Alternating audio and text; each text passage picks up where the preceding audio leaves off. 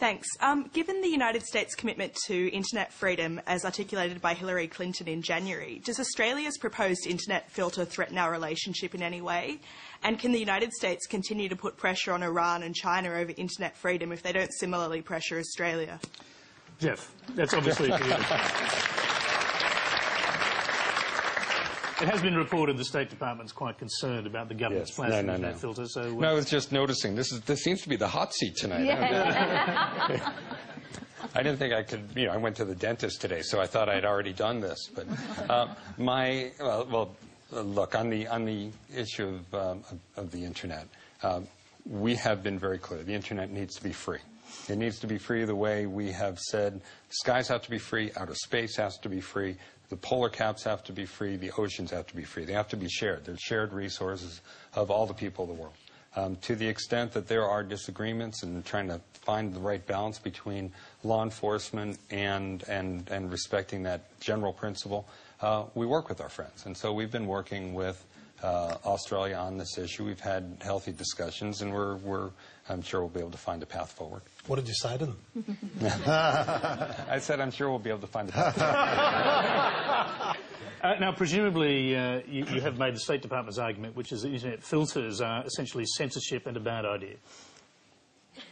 Well, what we've said is that we have been able to accomplish the goals that Australia has described, which is to capture and prosecute child pornographers and others who use the internet for terrible purposes without having to use internet filters. That we have other means, and we are willing to share our efforts with them in order to allow them to at least look at a range of choices as opposed to moving in one particular direction. It's an ongoing conversation, and again, as Tanya was saying, we learn a lot from each other. We're learning things from Australia in these discussions, and they're learning things, I hope, from the United States. Let's hear from Joe Hockey briefly on this, because you do object to the internet filter yourself, as far as I understand it. Well, although the coalition doesn't have a set policy on this, so you're out there on your own. Well, no, Tony, no. It's going to come as a surprise. Okay, no. Who else are you out there with? No.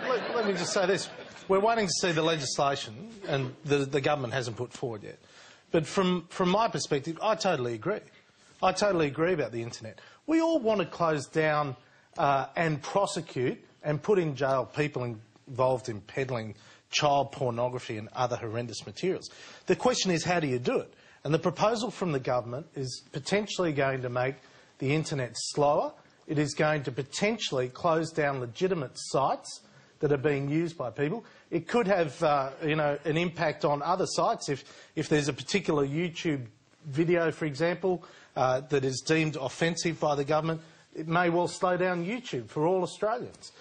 These are the sorts of things that haven't been addressed, and the material will still be distributed by email and by a range of other mechanisms that can be used apart from the traditional HTTP addresses. And that's why I think we should go back to what we proposed, and that is about families having filters provided to them in the home and people accepting personal responsibility for what goes on in their own home, rather than expecting Canberra to do it. OK, I'm going to get a response, a brief response from Tanya Plibersek on behalf of the government. Well, Joe, people taking responsibility in their own homes is one thing if they want to not look at child pornography and they don't want their kids to look at child pornography, but if they want to look at child pornography, a home-based filter isn't going to make much difference. No, that's... Well, you were just confusing two issues.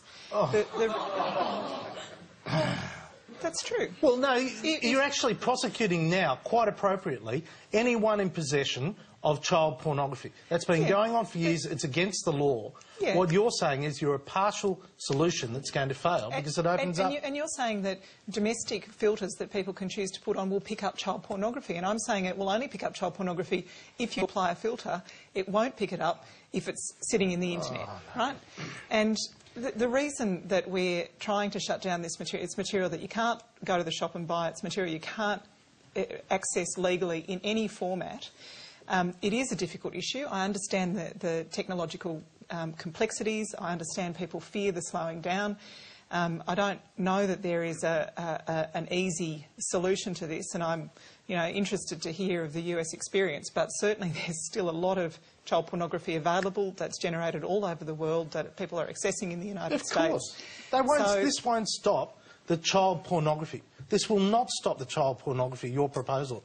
What it will do is it'll go in other directions, and hopefully the law enforcement agencies will crack down. I actually think reducing the demand for child pornography is... I'm agreeing that it might not stop every single instance of this around the world. Of course we want to stop that. Reducing the demand for it I feel like you're in Congress again. important. OK, it's time to move along now.